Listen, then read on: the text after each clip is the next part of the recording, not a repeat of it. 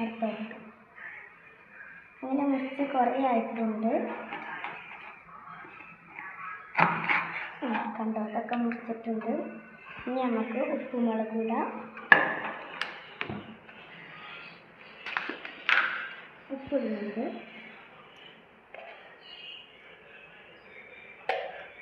ഇനി മുളകിടാം.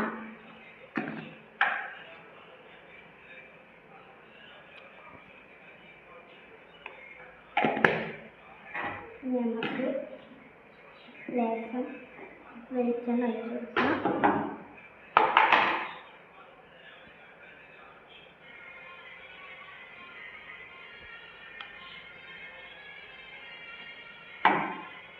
വെച്ചിട്ടുണ്ട്. ഇനി നമുക്ക് ഉള്ളി ചതക്കാനുണ്ട്. അപ്പോൾ ഞാൻ ചതച്ചിട്ട് വരാം. അപ്പോൾ ചതക്കട്ടെ കേട്ടോ.